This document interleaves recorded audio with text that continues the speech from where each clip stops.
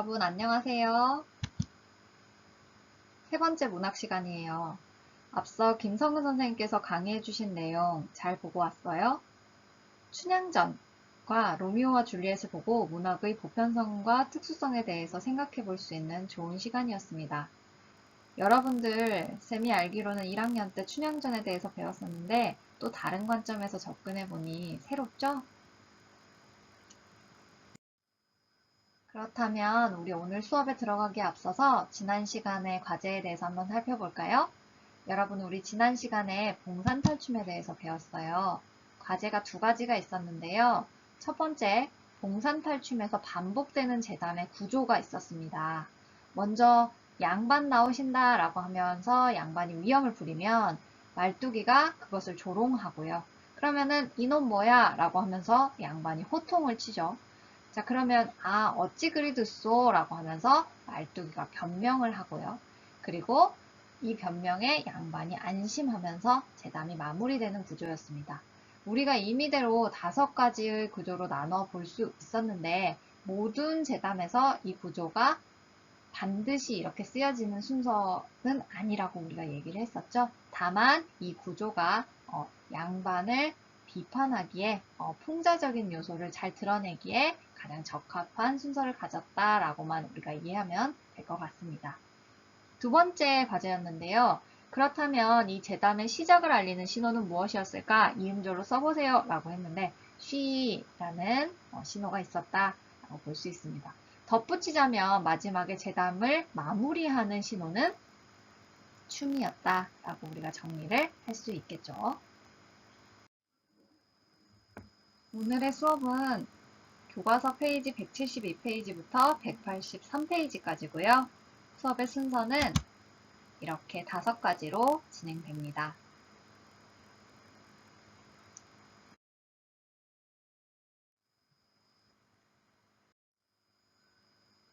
오늘 들어갈 단원은 4단원입니다. 벌써 3단원이 다 끝났어요. 지난 시간까지는 한국문학의 성격이 어떤지 살펴봤다면 이제는 한국문학의 역사에 대해서 알아볼 시간입니다. 역사라고 생각을 하다가 선생님이 여러 가지의 역사들을 떠올릴 만한 사진들을 가져와 봤는데 사피엔스, 유발 하랄이라는 사람이 쓴 사피엔스라는 책은 선생님이 이번에 한번 올해 읽어봐야지 라고 도전하는 책이라서 가져와 봤어요. 여기에는 인간의 역사에 대해서 잘 나타나 있다고 하고요. 자, 그리고 옆에 보시면 지금 우리가 나란 말싸미, 중국의 나라 막 이런 지금 훈민정음의 서문을 가지고 왔는데 이 한글이 창제되기 전에도 문자의 역사들이 존재했죠. 그래서 가장 시초는 동굴에 있는 벽화들이었다고 해요.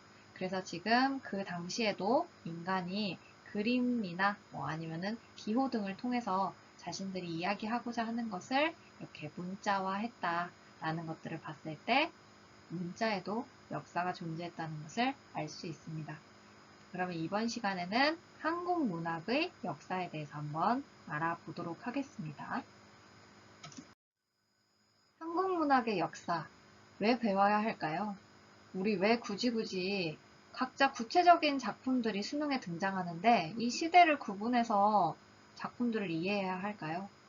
시대를 구분하는 이유에 대해서 한번 생각해 보자면 작품 각각은 개별적이지만 하나의 시대로 묶여져 있기도 합니다.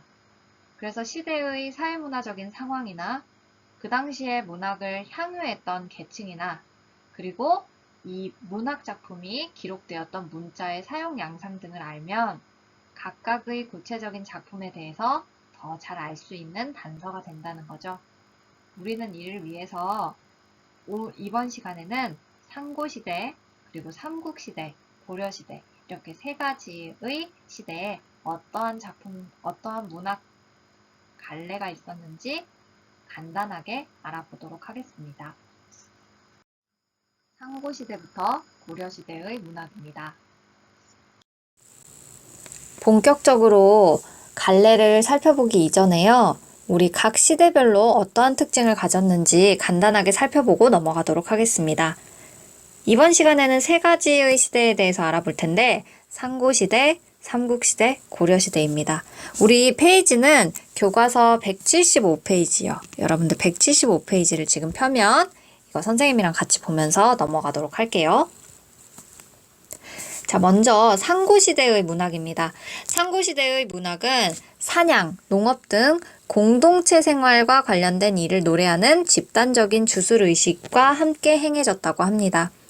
어떤 식으로 행해졌냐면요. 춤과 음악이 혼합되어 있어요. 아직까지는 노래면 노래, 글이면 글 이게 아니라 춤과 음악이 같이 있었던 거죠. 그래서 원시종합 예술의 형태를 보였다라고 우리가 이해가 가능합니다.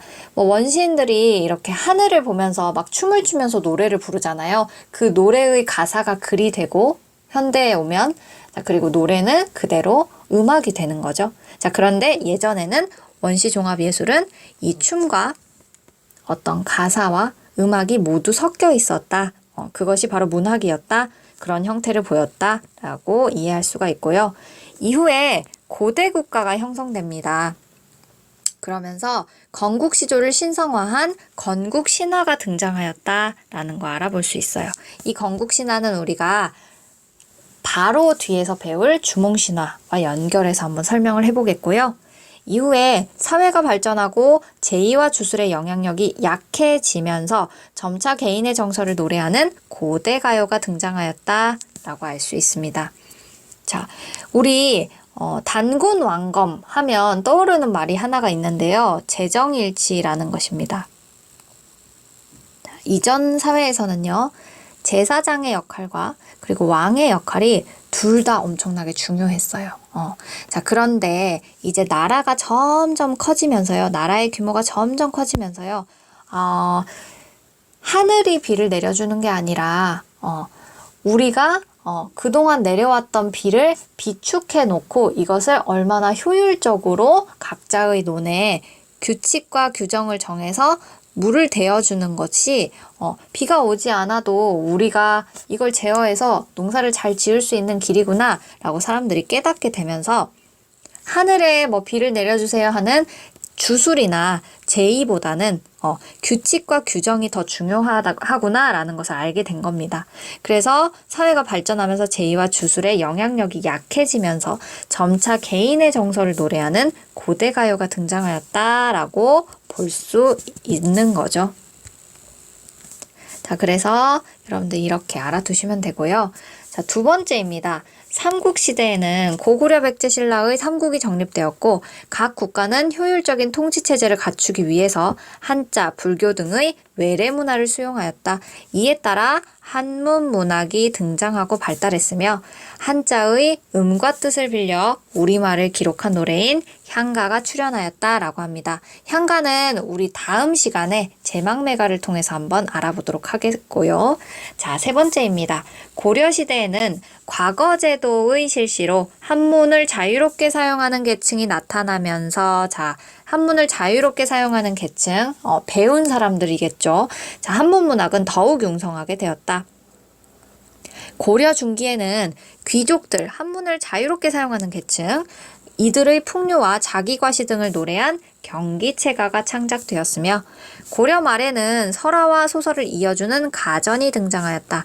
자, 앞서 보았던 건국신화가 설화에 해당되는 거고요. 아직까지 고려 말에는 소설이 등장하지는 않았고 조선시대에 등장하는 이 소설과 이전의 설화를 이어주는 매개체인 가전이 등장하였다라고 합니다. 그러나 무엇보다도 우리가 기억해야 될 것은 바로 고려가요죠. 단연 고려가요입니다. 자, 고려가요는요, 비록 당시에 우리의 문자가 없어 민간에서 구전되다가 훈민정음 창제 이후에 기록되었지만 고려가요는 평민들의 생활 속인 감정을 우리말로 진솔하게 담아 수준 높은 문학의 경지를 보여주었다라고 합니다. 그래서 고려가요가 굉장히 의미 있다라고 여러분들이 알아두시면 좋을 것 같아요. 자, 이후에 고려 말기 시조가 발생한 것도 의미 있는 성과로 볼 수 있다. 물론 시조가 융성한 것은 조선시대였지만 그 시작은 고려 말이었다라는 것도 우리가 알아두고 넘어가면 좋겠습니다. 자, 그러면 우리가 앞서 봤던 상고시대와 삼국시대와 고려시대를 합쳐서 원문과 산문으로 갈래별로 빠르게 한번 훑어볼게요. 지금 뒷장을 넘겨보시면 교과서 176페이지고요. 자, 먼저 원시종합예술 우리가 한번 봤었고, 자, 여기에 해당하는 갈래를 한번 보겠습니다. 운문의 갈래 먼저 보겠습니다. 자, 고대가요인데요. 삼국시대 이전부터 삼국시대 초기에 걸쳐 불린 노래로 우리말로 불리던 것이 후에 한자로 번역되어 지금까지 전해진다. 이 시기의 고대가요는 노래가 만들어진 배경설화와 함께 전해지는 특성이 있으며 집단적 노동요에서 개인적인 서정요로 발전 분화되는 모습을 보인다라고 해요. 자, 선생님이 밑줄 치는 부분 여러분들도 같이 따라서 밑줄 그어주시면 좋을 것 같아요. 고대가요는요. 특징이 하나 있는데 배경설화와 함께 전해집니다. 하나만 예를 들어보자면 황조가를 한번 들어볼게요. 황조가의 경우에는요. 유리왕이 아내가 둘이 있었대요. 아내의 이름이 화희와 그리고 치희였는데요. 자, 화희와 치희가 이제 하나의 유리왕 남편을 두고 둘이서 많이 싸움을 벌였다고 합니다. 질투에서 비롯된 싸움이었겠죠. 자, 그런데 화희와 치희가 싸우다가 유리왕이 화희의 편을 든 거예요. 그래서 치희가 어떻게 됐어요? 토라져서 자신의 원래 나라로 가버렸어요. 그래서 유리왕이 치희를 잡으러 막 그 나라로 갔지만 치희는 돌아오지 않고 유리왕은 혼자서 다시 집으로 돌아오는 길에 꾀꼬리가 나무 위에서 이렇게 정답게 지저귀고 있는 겁니다. 그걸 보면서 저 꾀꼬리 암수 서로 정답구나. 나는 혼자인데 나는 어떻게 하지? 뭐 이런 식의 가요를 불렀던 것이 고대가요가 됐고요. 이런 식으로 배경설화가 꼭 이렇게 함께 전해지는 특성이 있어요. 자, 그리고 두 번째로는 집단적 노동요에서 개인적인 서정요로 발전 분화된다라는 것은 아까 전에 우리가 제의와 주술이 사회가 발전되면서 약해진다고 했잖아요. 그래서 원래 제의나 주술, 하느님 비를 내려주세요. 하늘이시여 뭘 해주세요. 이런 식으로 노동요를 부르던 것에서 개인적인 서정요, 니마 그 물을 건너지 마오 이런 식으로 나의 개인의 남편이 물을 건너는 것을 적극적으로 말리는 공무도화가의 어떤 내용이라든지 아니면 황조가의 내용 또한 마찬가지였겠죠. 유리왕의 어떠한 마음이 잘 드러난 개인적인 정서로 발전 분화되는 모습을 보인다라고 정리를 할 수 있습니다. 다음으로 향가인데요. 향가는 신라 시대에 나왔던 내용이에요. 신라 때부터 고려 초기까지 향찰로 지어진 서정시이다. 그래서 향가의 표기수단은 향찰이라는 표기수단이 있었다. 이 향가에 대해서는 우리가 다음 시간에 더 알아볼 테니까 언급만 하고 넘어가겠습니다. 형식에 따라서는 4구체, 8구체, 10구체로 분류할 수 있고 이 중에 중요한 것은 10구체 향가인데 산회가라고도 한다. 그래서 우리가 이어서 배울 제망매가가 그에 해당한다. 자, 그리고 향가의 주된 작자층은 승려였고요. 향가의 주된 작자층은 승려였고 화랑이었습니다. 그래서 이들의 정신세계와 정서가 잘 표현되어 있다라고 우리가 알아두고 넘어가도록 하겠습니다. 옆 페이지 보시면요. 한시가 나와요. 한시. 우리 과거제도가 도입되면서 한자가 유입되었고 한자를 잘 쓰는 사람들이 나타났다라고 했었죠. 자, 그때 지어진 것들인데요. 중국의 한시를 받아들여 우리 고유의 사상과 정서를 담아 표현하였다. 자, 우리가 첫 번째 시간에 한자로 기록되어 있어도 우리 고유의 사상과 정서를 담았으면 한국 문학이라고 했습니다. 한시가 이에 해당이 되는 갈래죠. 한자로 지어졌기 때문에 한자를 잘 쓸 수 있는 사람, 우리 농산일 하면서 언제 한자를 배울 수 있는 시간이 있었겠어요. 이건 주로 지배층의 문학, 귀족의 문학으로 향유되었다라고 여러분들 알아두시면 되고요. 추야우 중 제가야 산독서당이라는 최치원이라는 사람, 육두품으로도 유명하죠. 신라의 최치원이라는 사람이 한시를 잘 지었다라고 알아두시면 될 것 같고요. 자, 그 다음으로 이제 고려가요로 넘어갑니다. 고려시대에 불린 다양한 시가이다. 원래 민간에서 유포 전승되다가 마치 우리 대중가요, 요즘 우리가 부르는 멜론, 백에 드는 뭐 그런 대중가요처럼 불리는 것이 고려가요였다가요. 이것이 너무 재밌는 거예요. 그래서 궁중에서도 잔치를 열 때, 그러면은 우리가 매번 궁중 음악만 쓸 게 아니라 민간에서 전승되는 노래도 써보자 라고 해서 궁중 음악으로 수용되는 경향을 보입니다. 그런데 이게 아무래도 노래로 불려지는 거다 보니까 기록은 없다가 한글이 지어진 훈민정음 창제 이후에 여러 가지 책에서 체록되어 전해지고 있습니다. 주로 남녀 간의 사랑이나 이별에 대한 안타까움, 삶에 대한 고뇌 등을 진솔하게 표현하였다라고 하는데요. 우리는 다다음 시간에 동동이라는 작품으로 한번 알아보게 될 겁니다. 자, 이제 마지막으로 경기체가입니다. 무신의 난 이유, 무신난 있죠? 자, 그래서 무신들이 난을 일으킨 이후에 신흥사대부들이 이제 향락적인 여흥을 읊은 노래입니다. 자, 무신난이 일어나고 나서 신흥사대부들이 갑자기 득세하게 됐습니다. 그러면서 세상이 다 자기 것이에요. 자, 그러니까 나는 너무 잘났어. 나는 진짜 최고야. 막 이런 향락적인 여흥을 읊은 노래가 경기체가라고 보시면 돼요. 왜 경기체가라는 이름이 붙었냐? 경기체가에는요, 위 경기 어떠하니 있고 라는 구절이 항상 되풀이돼서 나옵니다. 그래서 이러한 구절에서 따온 명칭이라고 보시면 되고요. 고려가요와 더불어 고려시대의 대표적인 문학 갈래였으나 이것들은 신흥사대부들이 향유하는 것이었기 때문에 향유층이 굉장히 협소했어요. 그 범주가. 그렇기 때문에 조선시대에 들어서 쇠퇴하게 되었다라고 보시면 됩니다. 고려가요와 경기체가는 묶어서 여러분들이 이해하시면 좋을 것 같아요. 고려가요는 주로 평민층이 향유했던 어떠한 갈래였다면 경기체가는 귀족층, 특히 신흥사대부들이 향유했던 갈래였다. 이렇게 여러분들이 알아두시면 좋을 것 같습니다.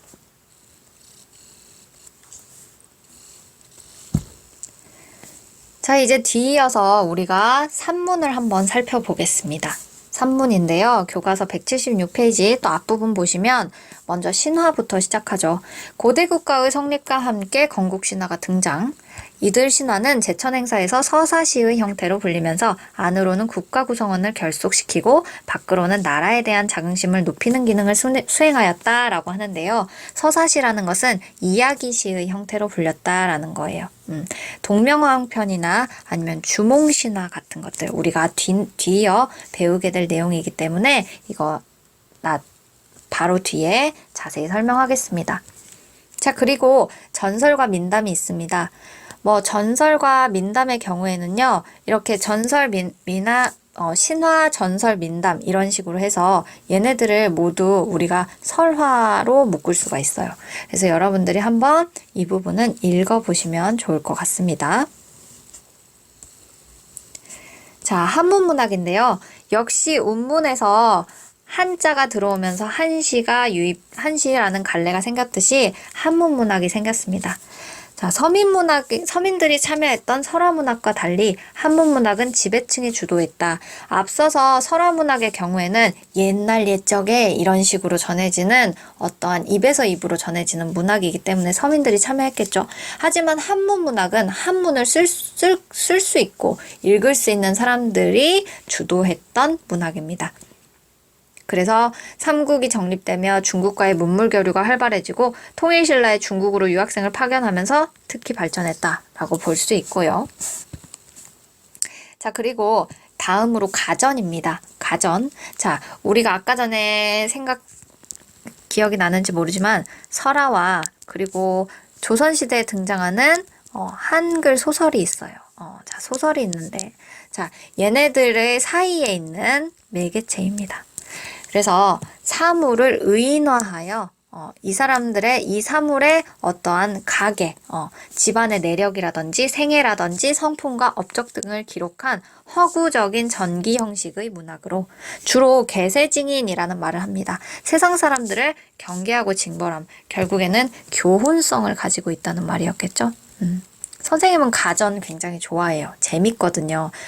돈을 의인화해서 표현하기도 하고요. 술을 의인화해서 표현하기도 해요. 그래서 풍자적이고 창의성이 가미된 허구적 이야기이기 때문에 소설에 한 단계 더 접근한 문학 양식으로 볼 수 있다. 자, 그런데 가전은 소설과는 어떻게 다르냐? 소설의 경우에는요, 우리 드라마 보면요, 선생님 요즘에 슬기로운 의사생활 되게 재밌게 보고 있는데, 그것보다는 더 화제가 되고 있는 부부의 세계라는 드라마를 보면 거기에는 항상 갈등 관계가 있어요. 그죠? 김희애로 나오는 부인과 그리고 바람을 피는 남편의 갈등이 가장 심화되어서 나타나고 있고요. 그리고 지금 현 부인이 또 있죠. 자, 그 부인과 이전 부인과의 갈등도 심화되는 것으로 나타납니다. 이렇게 소설에는 갈등 요소가 반드시 존재를 하는데요. 가전의 경우에는 그러한 갈등이 보이지 않아요. 그렇기 때문에 가전과 소설을 구분할 때에는 가전에는 갈등 요소가 없구나. 그런데 한 단계 발전한 소설에서는 갈등 요소가 생겼구나. 이렇게 이해를 해주시면 되겠습니다. 폐관문학의 경우에는 한번 여러분들이 읽어보세요.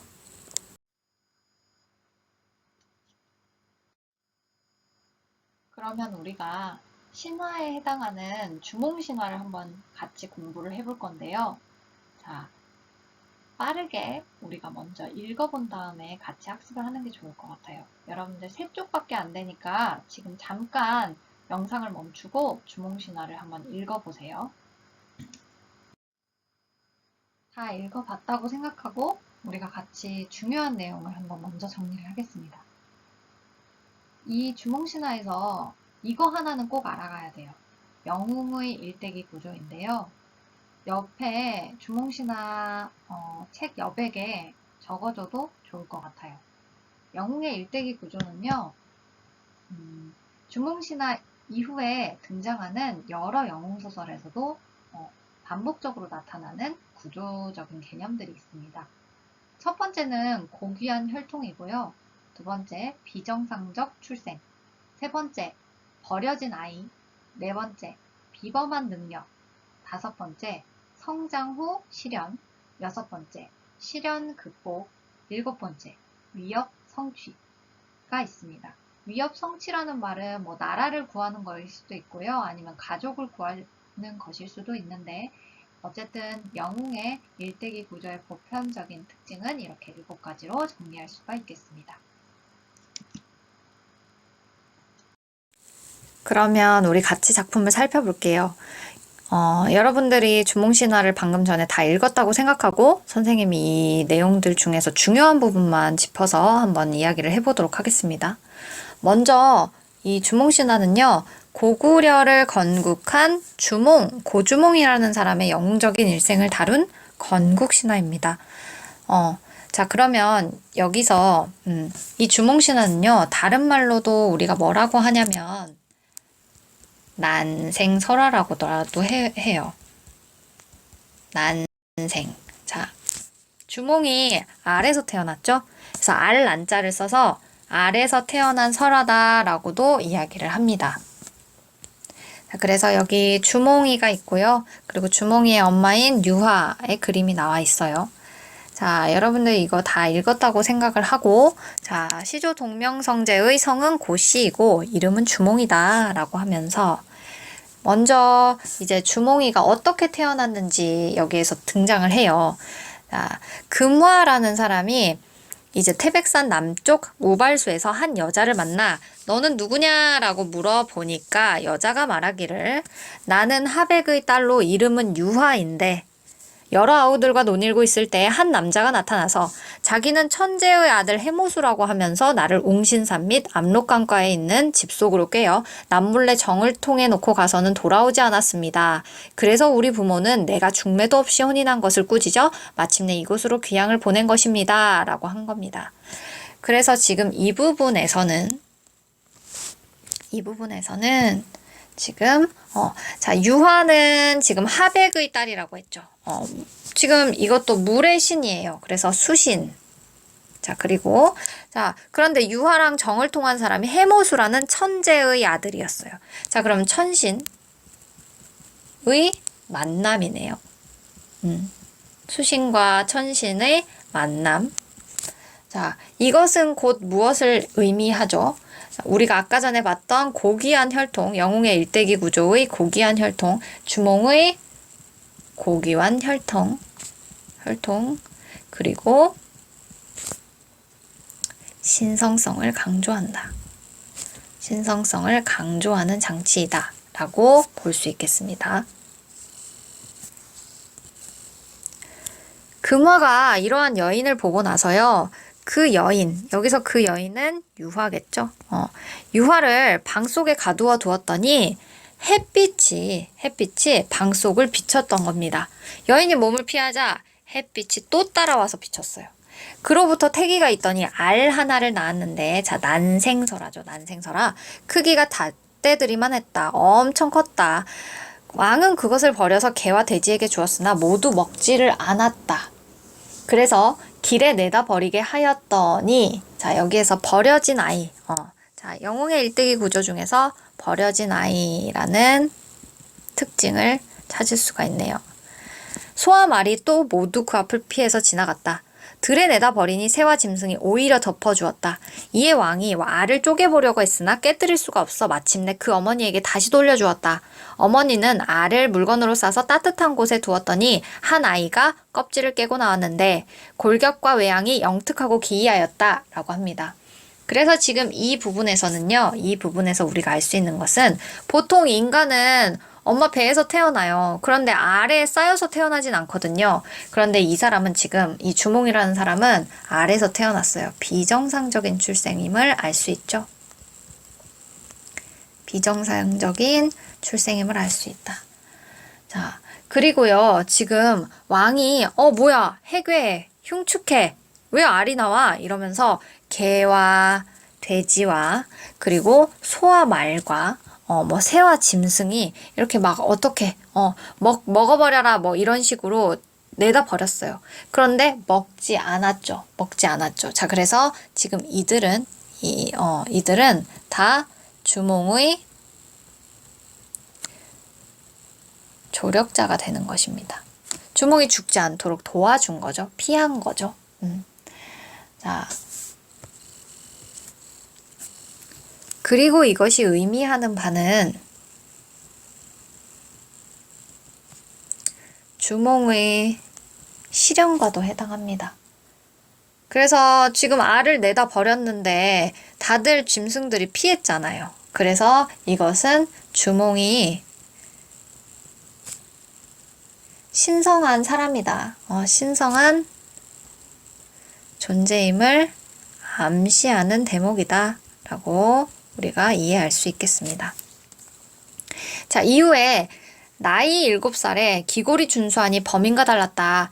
활과 화살을 만들어 쏘는데 백발백중 다 적중했다. 그래서 그 나라의 풍속에 활을 잘 쏘는 사람을 주몽이라고 했대요. 그래서 이 사람의 이름이 주몽이 된 거죠. 자, 여기에서 우리가 확인할 수 있는 내용은 주몽이 비범한 능력을 가졌구나. 이것 또한 영웅의 일대기 구조의 특징 중에 하나죠. 자, 아까 전에 선생님이 조금 앞으로 돌아가서 설명을 하나만 덧붙이자면 여기에서 우리가 알 수 있는 신화적인 상징성의 장치가 있습니다. 신화적 상징성의 장치가 있는데, 자, 첫 번째는 햇빛이고요. 두 번째는 알이에요, 알. 햇빛의 경우에는 우리 햇빛이 따라와서 태기가 생긴 거죠. 지금. 그래서 태양을, 이때의 신화에서는 태양을 숭배하는구나. 태양이 따라오면 뭔가 아이가 생긴다라고 생각해서 태양 숭배 사상. 자, 근데 태양은 하늘에 있죠. 그래서, 천신을 숭배하는 사상이었구나. 유화는 하백의 딸이었는데요. 해모수, 유화와 정을 통한 해모수는 천재의 아들이었기 때문에 태양이 이렇게 따라 비쳤고 이것은 천신의 숭배 사상임을 상징화하는구나 라고 알 수가 있고요. 두 번째, 알에서 깨고 나온다는 겁니다. 여러분들 혹시 데미안이라는 작품 감상해 보신 적 있나요? 거기에 아프락사스라는 그런 단어가 등장을 하는데, 쌤도 사실 너무 오래돼서 내용은 잘 기억이 안 나지만 알을 깨뜨린다는 내용이었어요. 새가 스스로 알을 깨뜨리고 나온다. 그거는 알을 깨는 여러 번의 이런 노력들, 갖은 노력들을 통해서 자신이 어떻게 보면 지금 현재의 질서를 깨뜨리고 새로운 세계의 질서를 만드는 것이다 라고도 볼 수가 있어서, 자, 여기에서 주몽이 알을 깨고 나오는 것은 기존의 질서를 버리고 그리고 새로운 세계의 질서를 세우는 사람이다. 질서를 세우는 것을 상징한다 라고도 우리가 이해를 할 수 있겠습니다.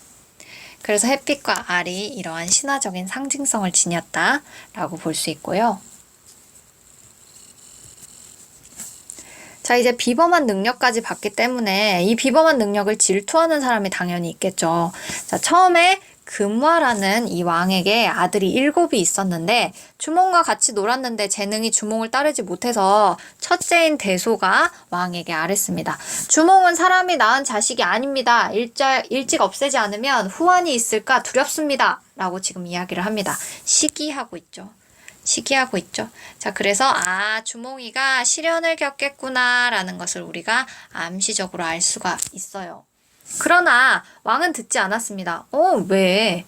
자, 주몽을 시켜서 말을 기르게 했죠. 주몽은 곧 좋은 말을 알아보았는데 주몽이도 아주 똑똑했어요.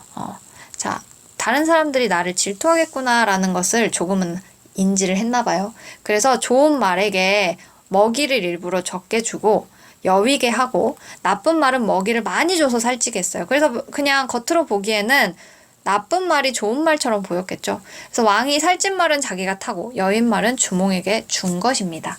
그래서 이 부분에서 넘어가서 왕의 여러 아들과 여러 신하들이 주몽을 죽이려고 하는 때가 이제 등장을 합니다. 너무 커서 능력이 비범해지니까 우리나라를 혹시나 나를 치고 이 나라를 통치하진 않을까 싶어서 주몽을 죽이려고 한 겁니다. 주몽의 이 어머니가 이 사실을 미리 알아차리고 주몽에게 이르기를, 야, 너 빨리 여기를 벗어나라 라고 이야기를 합니다. 그러면 이 부분에서 우리가 알 수 있는 내용은 당연히 성장 후 시련이겠고요. 그래서 결국에 주몽이 오이 등 세 사람을 벗으로 삼아 함께 도망하였는데, 이제 도망을 치고 있는데 뒤에서 막 사람들이 쫓아오는 겁니다. 나 이렇게 도망치고 있어. 셋이 이렇게 지금 같이 세 사람이랑 같이 막 도망치고 있는데 뒤에서 막 사람들이 쫓아오는 거예요. 뒤에서 막 사람들이 쫓아와요. 자, 그런데 물이 있어요. 어떡해. 이제 잡히겠죠. 자, 그런데 이 물을 향해서 고합니다. 나는 천재의 손자이며 하백의 외손자다. 오늘 도망해 가는데 뒤쫓는 자들이 거의 닥치게 되었으니 이를 어찌하리요? 라고 지금 했습니다. 그랬더니 지금 누가 나타납니까? 물고기와 자라가 나타납니다. 얘네들도 지금 조력자의 역할을 하는 거죠. 그래서 얘네들이 다리를 만들어줘서 그들을 건너게 한 다음에 흩어졌다. 이로써 뒤쫓아오던 기마병은 건너지를 못하고 주몽은 무사히 졸본주에 이르러 이곳에 도읍을 정하였다라고 하네요. 자, 그러면 물고기와 자라가 도와준 것은 시련을 극복하는 것이고, 조력자를 통해서 시련을 극복하는 것이고, 자, 도읍을 정하였다라고 했기 때문에 나라를 세웠다라고 하는 거죠. 그래서 이 부분에서는 위협을 성취했다 라고 볼 수 있겠습니다. 그래서 자, 마지막 읽어볼게요. 결국에 비류수 위에 집을 지어서 거처하면서 국호를 고구려라고 정하였다. 그러면서 고구려이기 때문에 본성은 해였으나 천재의 손자로 햇빛을 받고 나왔다 하여서 지금 햇빛이 위쪽에 있기 때문에 스스로 고로서 성을 삼았다라고 볼 수. 주몽이를 사이에 두고 대립의 관계와 그리고 조력의 관계가 있습니다. 대립 관계는 먼저 금화왕이 있어요. 금화왕이 물론 뭔가 키워주기는 했지만 처음에 생각해보세요. 유아가 알을 낳았을 때 알을 내다 버렸죠. 그래서 알을 버리게 하고요. 그리고 금화왕의 아들 대소와 왕자들이 있습니다. 이렇게는 지금 대립 관계를 가지고 있고, 자, 조력해주는 관계가 있습니다. 뭐였냐면요. 알을 밖에다 내다 버렸는데요. 짐승들은 알을 피해 다녀요. 먹지 않았고요. 자, 그리고 어머니가 대소와 왕자들이 주몽이를 죽이려고 할 때에 도망쳐라. 너의 능력이면 어디서든 살 수 있다. 라고 했을 때 5인등 3인이 같이 이렇게 길을 떠나줬습니다. 자, 그리고 마지막으로 물에 다다랐을 때 우리 어떻게 나는 이제 곧 잡히겠는데 어떻게 나는 근데 하백의 손자야 라고 이야기를 했더니 물고기와 자라가 나타나서 다리를 만들어줬죠. 자, 그래서 조력관계와 대립관계가 이렇게 잘 드러나고 있다라고 우리가 설명을 할 수 있겠습니다. 자, 그러면 우리 뒤에 있는 학습 활동으로 한번 넘어가 볼까요? 1번의 경우에는 우리가 주몽신화를 읽어보면서 한번 같이 정리를 했기 때문에 정리한 내용을 그대로 써놨어요. 여러분들이 이거 보면서 다시 한번 영웅의 일대기는 이렇게 진행되는구나 라는 거 알아보시면 좋을 것 같고요. 자, 이제 2번으로 넘어가도록 하겠습니다. 다음 글을 참고하여 이 작품이 고구려 백성들에게 어떤 의미를 가졌을지 말해보자 라는 부분이 나와요. 자, 이거는 선생님이 흥미롭게 봤는데요. 한번 같이 보기를 읽어보도록 하겠습니다. 건국신화란 나라의 기원, 시조, 건국들을 신성화한 이야기를 말한다. 왜 신성화를 했을까? 자, 신성화한다는 것은 특정 인물이나 그의 행위가 신적인 위상으로까지 떠받들어진다는 것을 의미한다. 따라서 건국신화는 특정 인물이 나라를 세웠다는 역사적인 사실에 기반을 둔 이야기이면서도 그 인물의 건국 행위를 신성화하고 그를 신격화한 이야기라고 할 수 있다. 왜 지금 건국신화를 나라를 세운 인물을 신격화했을까, 신성시했을까라는 것들. 자, 여기서부터 우리가 질문을 시작해야 되는데요. 자, 신격화했는데 이러한 신격화된 주몽이라는 사람이 어떻게 나라를 건국했다라는 것이 고구려 백성들에게 어떠한 의미를 지녔을까라는 것들을 생각해 보자는 거예요. 자, 우리나라를 건국한 사람이 주몽이야. 자, 그런데 주몽이 그냥 일반인이 아니에요. 지금 자신의 할아버지가요,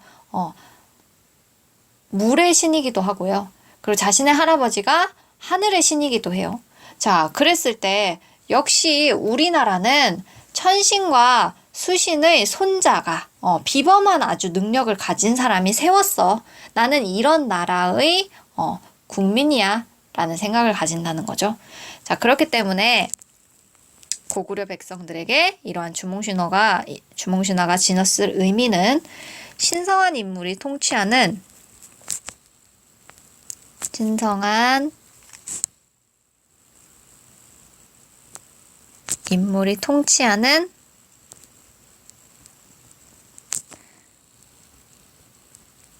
나라의 백성이다 라는 자부심 이 하나의 의미가 되겠고요. 자, 그리고 우리는 모두 이렇게 신성한 국가의 국민이야 라는 어떠한 신성성에서의 정체성을 확인한 거죠. 우리나라는 보통 나라가 아니야. 우리나라의 시조는 신의 손자였다고 라고 하면서 정체성을 확인하면서 결국에는 그러니까 우리는 하나의 공동체야. 우린 대단한 공동체야 라는 공동체적 일체감을 조성해주는 의미를 지닌다 라고 볼 수 있겠습니다.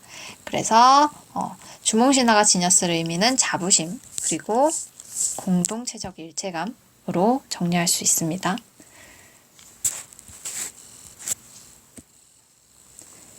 자, 그러면 이제 학습활동 3번을 한번 볼 텐데요. 3번의 경우에는 이것과 관련해서 선생님이 리로스쿨에 과제를 올려놓을 테니까 한번 잘 살펴보시고 과제를 수행해 주세요. 3번입니다. 다음 작품을 읽고 작품에 나타난 신화 속 주인공의 특성을 주몽신화와 비교해보자 라고 했어요. 이거 단군신화예요. 단군신화. 아까 전에 설명했듯이 재정일치 사회에서 등장했던 신화입니다. 앞부분의 줄거리 짧게 볼까요? 환인의 아들 환웅이 인간 세상에 관심을 두자. 너 내려가서 사람들 다스려라 라고 이야기를 합니다. 천신이죠. 얘네들은 천신입니다. 자, 그런데 얘네들이 지금 내려왔어요. 그러면서 곰 한 마리와 범 한 마리가 쑥과 마늘을 먹으면서 살면 100날 동안 햇빛을 보지 않으면 너희가 사람이 될 거야 라고 이야기를 해줍니다. 자, 그래서 지금 이 밑줄 친 부분에서 드러나는 것은요. 통과 의례죠. 자, 뭐가 되기 위해서? 사람이 되기 위해서. 고난이고요. 시련입니다. 자, 곰과 범은 이것을 받아서 먹었다. 곰은 기한 지 20여일 만에 여자의 몸이 되었으나 범은 능히 기하지 못했으므로 이거를 미션을 클리어하지 못했으므로 사람이 되지 못했다. 여자가 된 곰은 그와 혼인할 상대가 없었으므로 항상 단수 밑에서 아이 배기를 축원했다.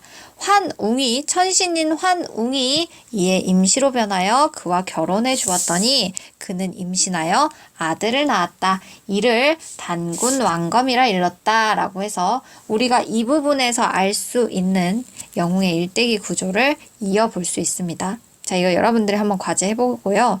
자, 이어서 한번 읽어볼게요. 왕검은 요임금이 왕위에 이른 지 50년인 경인년에 평양성의 도읍을 정하고 비로소 조선이라고 불렀다. 지금 도읍을 정하고 비로소 조선이라고 불렀어요. 자, 여기에서도 우리가 영웅의 일대기 구조 중에 하나를 대입해 볼 수 있을 것 같습니다. 또다시 도읍을 백악산 아사달에 옮겼다. 그곳을 궁홀산이라 한다.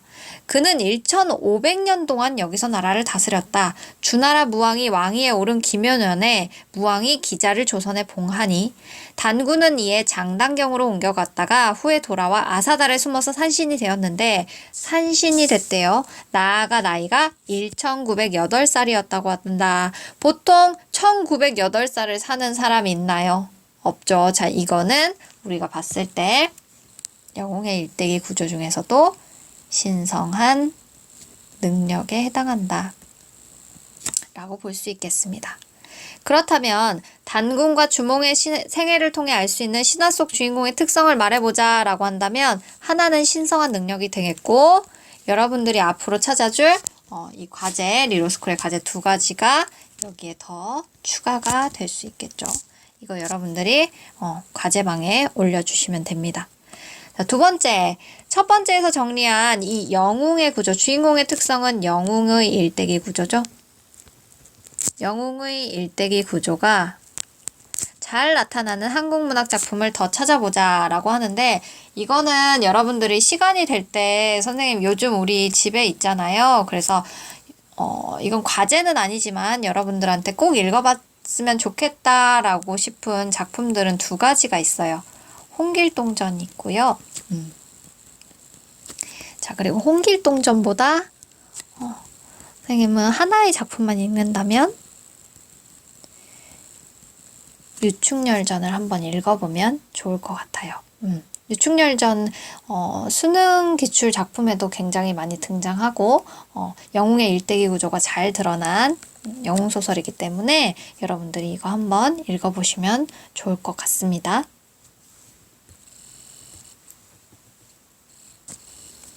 여러분, 그러면 오늘 수업은 여기서 마치도록 하겠고요. 선생님이 주몽신화와 관련된 과제하면서 또 한번 보라고 영상 하나를 올려둘 거예요. 여러분들이 한번 보시고 주몽신화를 정리하는 시간을 갖길 바랍니다.